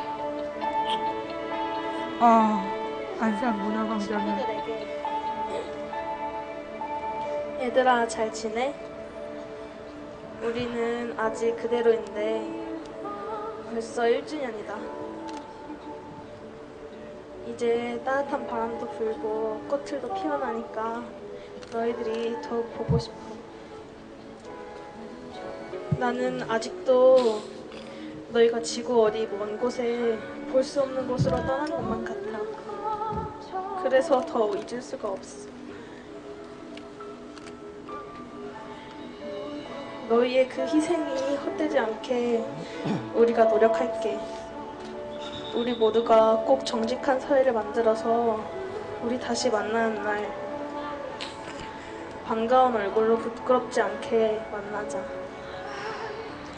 사계절이 지난 4월 1일 오늘, 친구들이 밤하늘을 반짝이는 별이 된 지 1년이 되었습니다. 친구들이 많이 그립습니다. 꿈이 있던 친구들, 항상 아버지에게 효도했던 아들, 따뜻한 사랑을 받았고 자랐던 딸, 바르고 성실한 제자, 존경하는 선생님, 모두 우리를 지켜보는 별이 되었습니다. 미안해집니다. 바쁘다는 핑계로 자주 연락하지 못했던 친구들의 안부를 이렇게 듣는다는 게 아직도 너무 부끄럽고 미안합니다. 아직도 친구들의 사진을 보면 마음이 너무 아프고 눈물이 납니다. 너무 보고 싶어 연락을 해보아도 돌아오지 않습니다. 아직 시작해보지도 못한 꿈을 가진 채로 먼저 떠나간 우리 친구들이 너무 안타깝습니다. 아버지와 단 둘이 사는 친구는 매일 아버지에게 부담을 주지 않으려 괜찮다, 괜찮다는 말만 반복하는 너무나도 착하고 성실한 친구였습니다. 둘째 딸로 태어나 부모님의 사랑을 듬뿍 받고 18년을 살아온 친구도 있습니다. 성실하게 학업에 임하고 항상 웃으며 사교성도 좋은 제자들이 있습니다. 자신의 목숨보다 제자의 목숨을 더 중요시하는 고마우신 선생님들도 계십니다. 어른들은 말합니다. 어른들이 하는 말만 들어라. 사고 직후 어른들의 말보다 자신의 판단을 앞세운 친구들이 먼저 구조되어 우리 곁으로 돌아왔습니다. 그러나 방송을 듣고 다시 자신의 방으로 들어간 내 친구들은 끝끝내 돌아오지 못했습니다.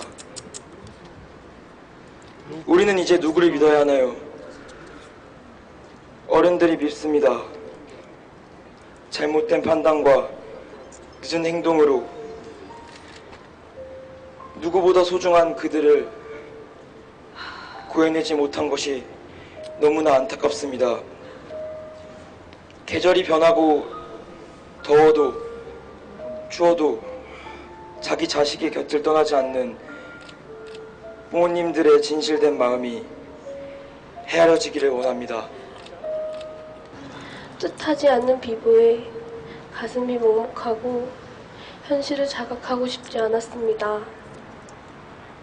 봄비가 밉도록 쏟아지던 그날 마음을 졸이며 제발 잘 견뎌주길 눈물로 기도하며 기다렸습니다.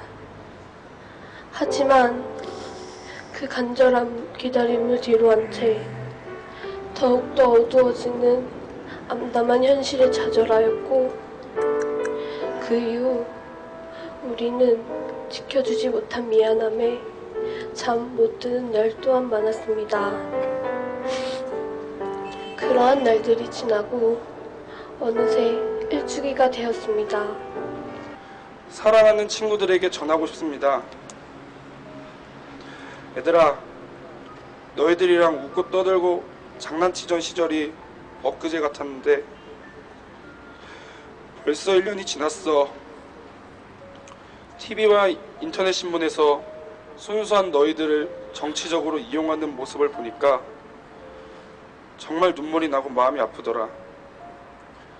작년 너희들을 우리가 지켜주겠다라는 말 아직도 지키지 못한 것 같아서 많이 미안해. 그래도 너희들이 하늘에서 보면 알겠지만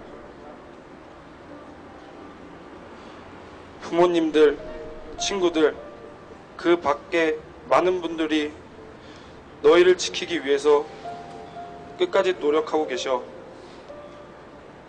오랜 시간이 걸릴 것이고 많은 난관들이 있겠지만 너희를 지켜주겠다는 그 약속 절대 놓지 않을게. 우리가 성인이 되어서 다시는 이런 일이 일어나지 않는 대한민국을 만들도록 약속할게. 너희들이 이루지 못한 목까지 여기서 정말 열심히 살다 갈게. 그곳에서는 편안하고 이곳보다는 더 행복하길 기도할게. 지켜봐줘. 사랑해 얘들아.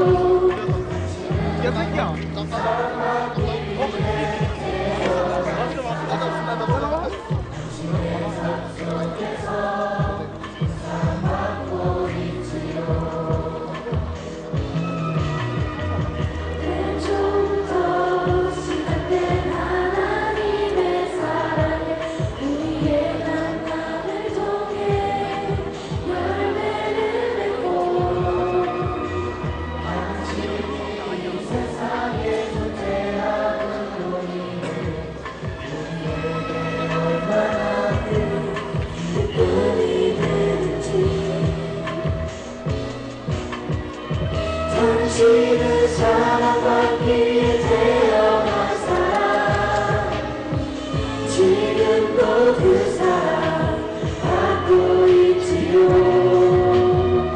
당신은 사랑받기에 태어난 사람, 지금도 그 사랑 받고 있지요. 잊지 않을게. 꼭 기억할게. 사랑해. 함께 해주신 모든 분들께 감사의 말씀 드립니다.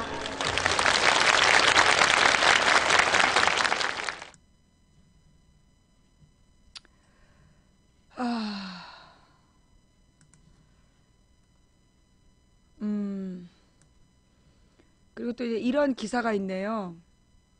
5.18 엄마가 4.16 엄마에게 5.18 민주화운동 희생자 어머니들의 모임인 5월 어머니집을 비롯한 5.18 단체들이 세월호 참사 희생자들을 추모하고 정부에 조속한 선체 인양을 촉구했다. 12일 5월 어머니집과 5.18 민주유공자 유족회 등에 따르면 이들 단체는 지난 11일 진도 팽목항을 찾아 희생자들의 넋을 위로했다. 또한 팽목항 방파제에 5.18 엄마가 4.16 엄마에게라는 제목으로 당신 원통함을 내가 아오 힘내소 쓰러지시 마시오라는 격려를 담은 편집막을 내걸었다.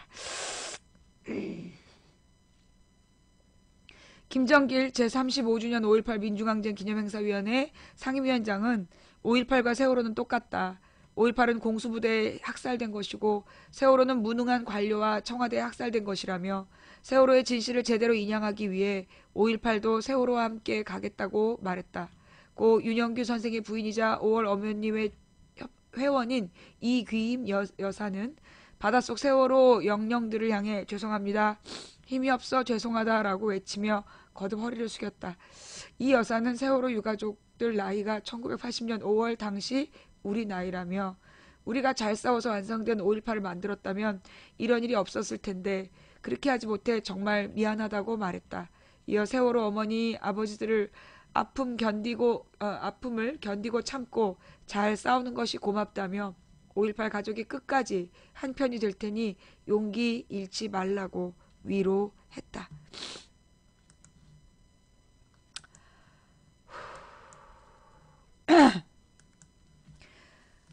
이렇게 해서 오늘 그 첫 부분, 오늘 첫 부분 이 세월호를 기억하는 현재 우리들의 모습에 대해서 한번 돌아봤고요.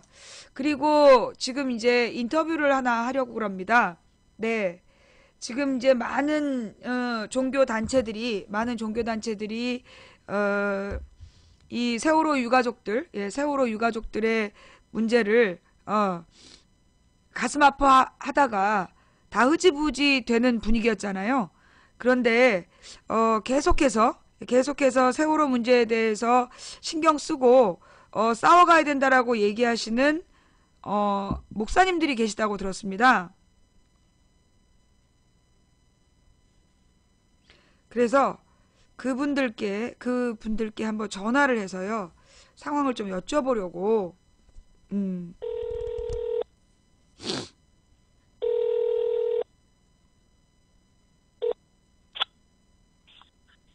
여보세요?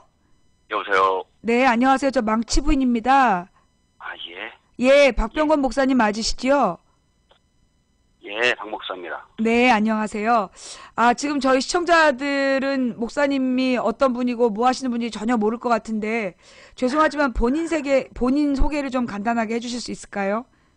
예, 저는 종로가 기독교회관 6층에 있는 기독교 사회봉사회 훈련부장 박병권 목사입니다. 세월호 대책위원회 서기입니다.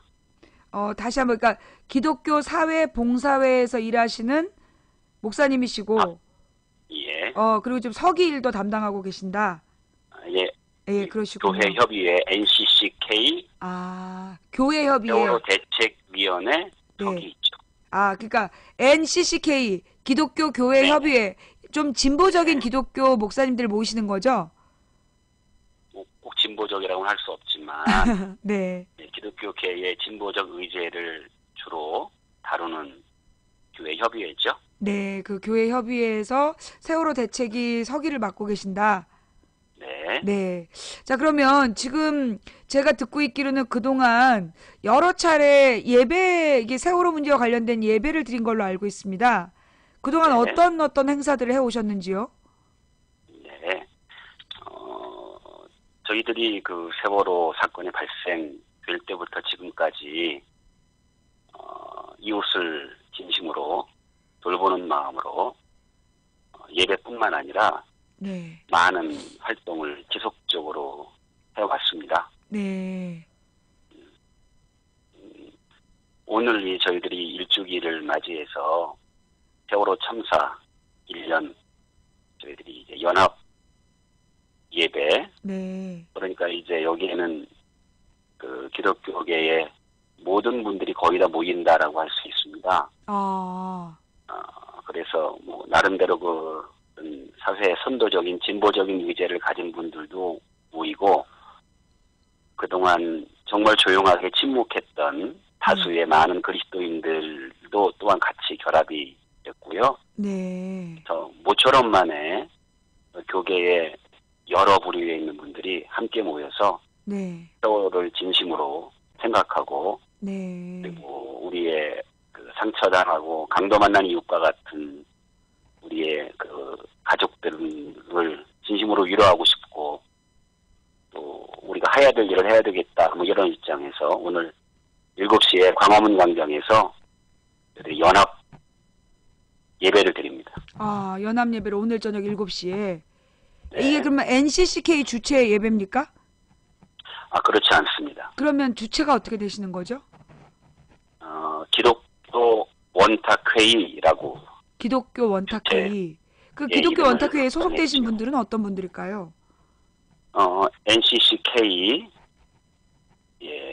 분들 하고요. 네. NCCK에는 우리 이제 기독교 범기독교를 아우를 수 있는 8개 교단이 있고요. 네. 그리고 이제 기타의 사회단체에 있는 기독교 사회운동단체에 있는 대표분들이 모여 있고요. 네. 그리고 무엇보다 참 고무적인 것은 그동안에 이러한 연합활동을 하진 않았지만 네. 저희들이 이번 세월호권을 통해서 보니까 정말 그 지역에서 소리 없이 아주 정직하고 진솔한 목회를 했던 분들이 많이 계시더라고요. 네. 예, 그런 분들이 이제 복음주의 운동권 이렇게 주로 우리가 얘기를 했는데, 네. 그분들이 이번에 같이 원탁회의를 통해서 마음들을 확인하고, 네. 예배를 통해서 마음들을 이제 우리 전국 교계에 네. 그리고 기독교인들, 기독인 모두에게 이 마음을 나누고자 하는 그 의지가 네. 많이 통했습니다. 네. 그래서 오늘 기독교 원탁회의 주제로 해서 그 연합 예배를 7시부터 드리기 시작하셔서 네. 그 예배가 끝난 다음에는 또 뭔가를 또 준비하셨다면서요? 예, 저희들이 지금 이제 내부적으로 정직하게 말씀드리면 예. 행동의 어떤 방향이나 내용은 다 합의는 안 됐어요. 네.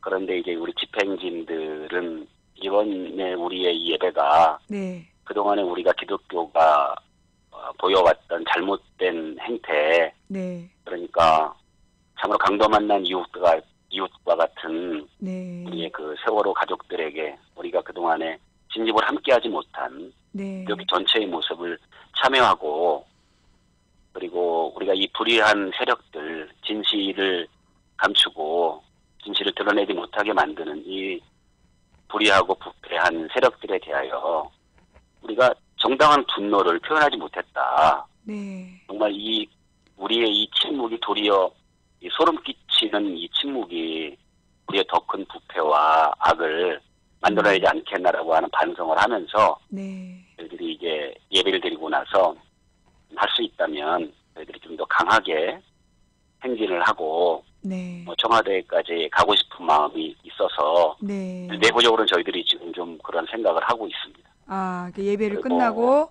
예, 이 행진을 좀 청와대에다가 하고. 이제 말씀을 전하고 싶다. 예. 네, 그런 마음으로 지금 오늘 모이시고 지금 밖에 계속 비가 오고 있지요? 네. 네, 그 오늘 빗속에서 예배를 드리고 그리고 오늘 그 목사님들은 그러니까는 몇 분 정도가 참여하시는 겁니까? 아무래도 이런 어떤 연합하는 일들은 네. 예상 인원을 미리 정하기가 어렵습니다. 아, 그래서 어느 정도 그런데 오실지 모르고. 저희들이 지난 부활절 예배를 광화문 광장에서 고난받는 이들을 위한 예배를 함께 드린 적이 있는데요. 네. 한 900여 명, 1000명 가까이 오더라고요, 우리 기독인들이. 거기에는 목회자들보다 일반 신도들이 훨씬 많았거든요. 예. 그런데 거기에서 좀 일정 고무가 됐고요. 예. 저희들이 오늘도 그러한 규모까지 되기를 좀 소망하고. 네. 저희들이 좀 준비하고 있지요. 그 정확한 장소가 예배 장소가 어디입니까? 네, 세월호 광장이라고 해서요. 저희들이 예. 세종대왕상 앞에 큰 공간이 있죠. 네. 주로 거기서 집회했던 그 공간에서 합니다. 아, 그러니까 세종대왕 앞에서 거기를 세월호 광장이라고 부르고 거기에서 네. 오늘 연합 예배를 드리시겠다. 네. 네.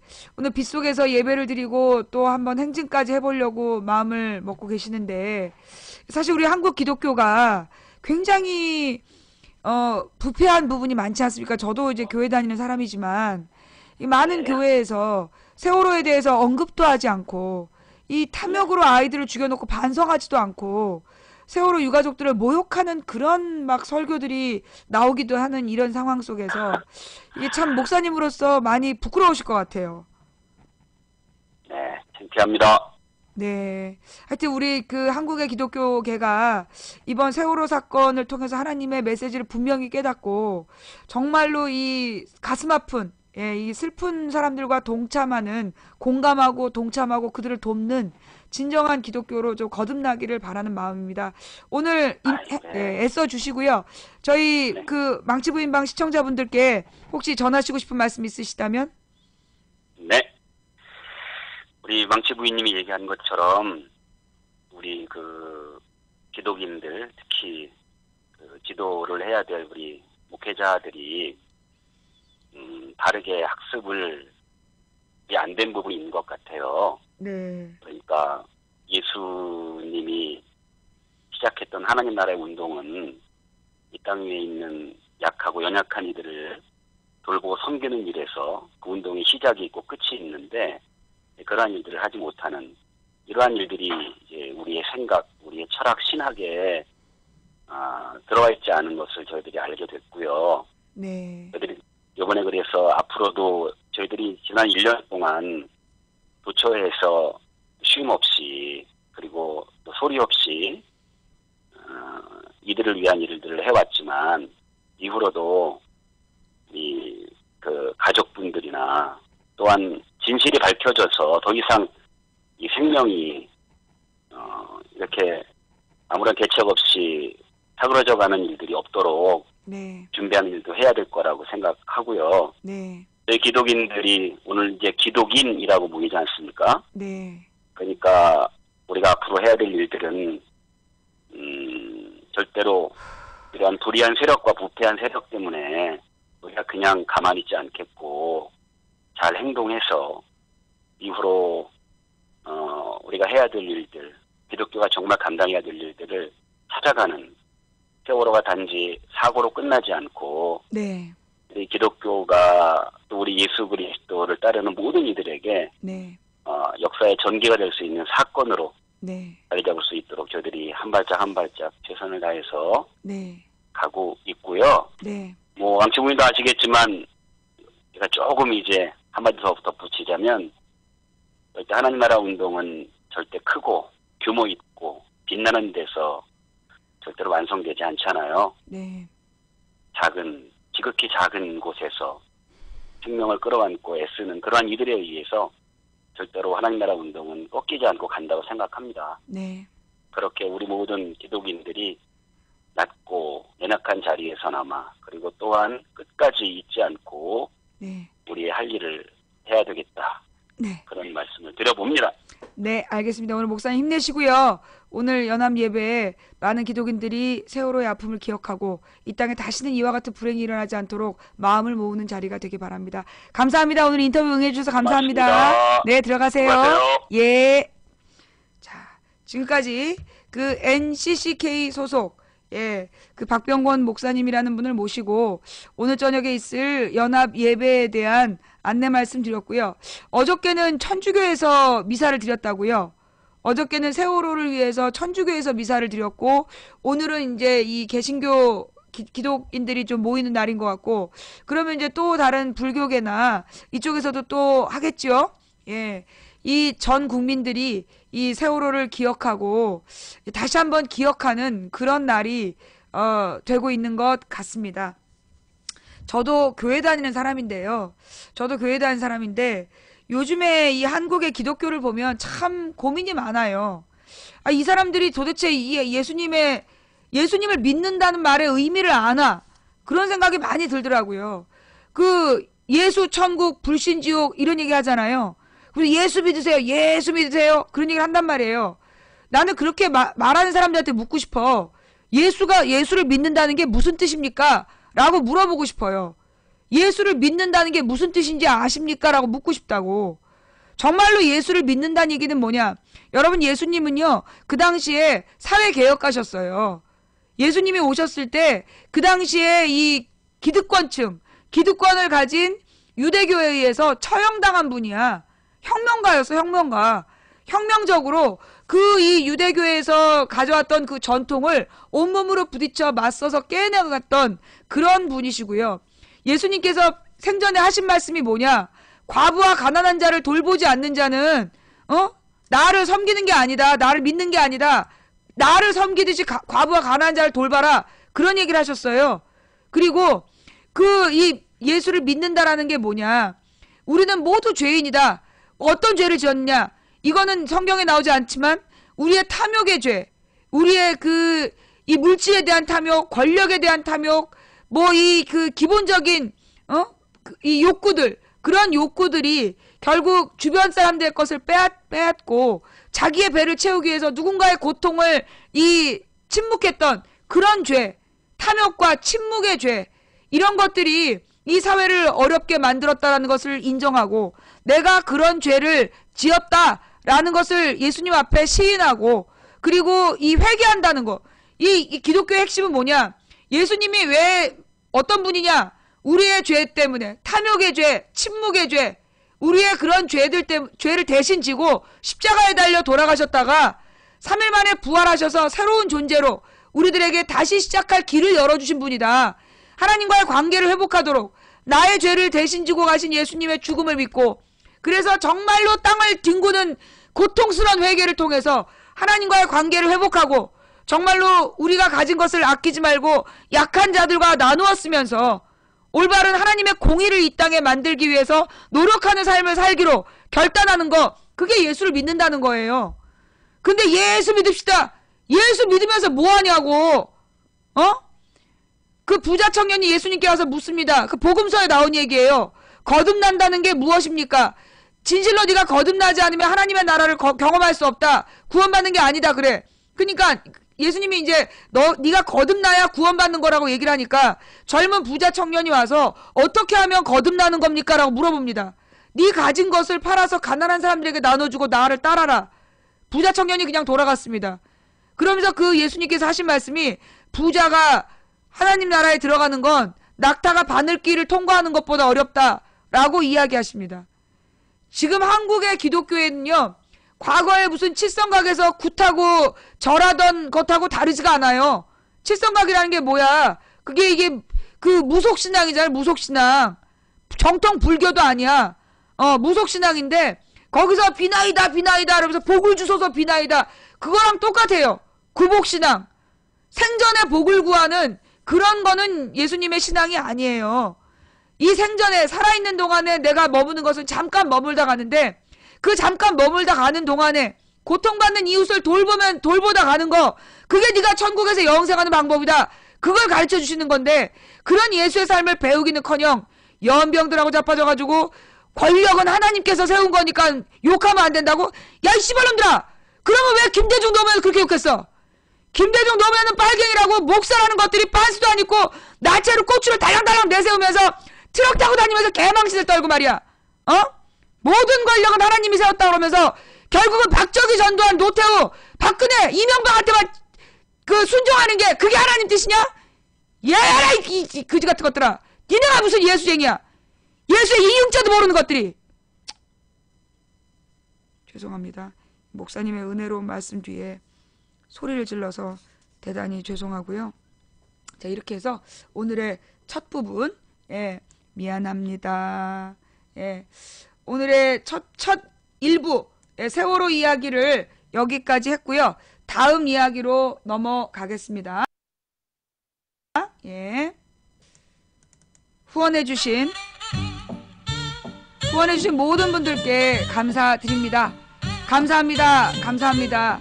지금 여러분께서 보고 계시는 방송은 도봉구 창동사는 불량주부 망치부인이 보내드리는 생방송 망치부인의 시사스타방입니다. 오늘 1부에서는요 진지하게 세월호에 관한 이야기들을 다시 한번 살펴봤고요. 그리고 내일 다시 또 세월호 이야기는 또 이어가도록 하고 또 2부는 한간의 모든 뉴스를 삼켜버린 성완종 리스트에 대한 이야기를 시작하도록 하겠습니다. 자, 이렇게 1, 2부를 딱 끊어서 녹화하니까 괜찮은 것 같아. 네, 후원해주신 모든 분들께 감사드립니다. 자, 후원해주신 분들 한 분 한 분 제가 감사 인사 못 드린 점 대단히 죄송하고요. 그러면서 문득 그럼 추천은 몇 분이나 하셨을까? 2126분 하셨군요. 네, 우리 방송 정말 유익하다, 재밌다, 보람있다 라고 보셔놓고 추천 안 하고 가시는, 공짜로 드시는 분들이 계세요. 네, 이 추천은 공짜입니다. 여러분들이 돈 쓰면서 하는 게 추천이 아니에요. 근데 추천은 꼭 안 하고 그냥 날로 먹고 가시는 분들이 계셔. 예, 추천 안 하신 분들, 뭐 별풍선을 아무리 많이 쏴도 오늘 추천 안 했다. 그럼 여러분들 셋반스의 녹색 설사할지어다. 예. 자, 그러면 두 번째 이야기, 성완종 리스트 이야기를 가보겠습니다. 자, 그렇다면 오늘 이제 제가 하고 싶은 이야기는 뭐냐. 자, 요즘에 막 성완종 리스트 어마어마해요. 뭐 도저히 이 성완종 리스트 이야기를 안 할 수가 없어. 그렇죠. 오늘 그러니까 이게 지금 이번 주에 이 13일부터 지금 어제 오늘 이틀 동안 아니야 일요일부터 그랬던 것 같아. 토요일 일요일부터 하여튼 지금 3일 내내 성완종 이야기 그러면서 친박 핵심 8인방 뭐 수사 어디까지 뭐 그런 얘기 나오지만 실제로는 누구야 박근혜가 성역 없이 수사 이제까지 박근혜가 성역 없이 수사하라고 그런 거 한번 읊어봐. 성역 없이 수사하라고 그런 거 그거 박근혜 동생 관계된 그것도 성역 없이 수사하는데 흐지부지 됐지. 그 다음에 뭐 국정원 댓글에 대해서 뭐 성역 없이 수사하는데 그거 도리어 저기 최동욱 총장을 비롯해서 최동욱 윤석열 그 다음에 박준영 그 똘똘한 검사들만 딴 데로 좌천시키고 끝났잖아. 그러더니 세월호 성역 없이 수사하라고 그래놓고 어떻게 됐어. 지금까지 세월호 성역 수사 안 되고 있잖아. 근데 박근혜가 이번에 또 성역 없이 수사하래. 그리고 또 놀러갔어. 또 놀러간 거야. 갔어. 있어봤자 도움이 안 되니까 좌우지간 성역 없이 수사하라는 얘기를 한다면 결론은 꼭 흐지부지야. 일단 성역 없이 수사하라고 그러면 검사들이 일단 상자에다 뭐 챙기는 텔레비전 나와. 화면 나와. 압수수색이라는 얘기가 나와요. 어디 압수수색했다. 그래서 대대적으로 압수수색 보도가 나오면서 검찰들이 돌아다니는 장면이 나와. 그 다음에 이 분위기를 이제 그걸로 중요한 이슈들을 다 덮은 다음에 이제 야당 의원들이 뭐 저기 연루가 돼 있다 어쩌다 이런 얘기 나오다가 흐지부지 되면서 야당이랑 합의 와서 덮었다. 뭐 이런 설을 한쪽에서 또 뿌려. 그런 다음에 확실한 증거가 없어서 뭐 처벌하기 어렵다. 그러면서 문 닫는 거. 이제까지 그랬어. 그지? 이제까지 계속 박근혜가 성역 없이 수사하라고 하면 계속 그래. 압수수색 쇼를 한 다음에 야당 의원이 연루됐다 이런 루머를 퍼뜨린 다음에 결론은 야당 의원 누가 연루됐는지 아무것도 밝혀진 게 없지만 김진호 같은 사람들이 나타나가지고 막 야당을 욕한 다음에 증거가 없어서 마무리한다. 안 볼 때 그냥 덮어버리는 거. 정윤회 때도 그랬고 계속 그랬어. 지금 2013년부터 계속 그랬어. 하여튼 박근혜가 성역 없이 수사하라고 그러면 꼭 그런 일이 발생한단 말이야. 내가 오늘 여러분이랑 같이 보고 싶었던 뉴스가 뭐냐면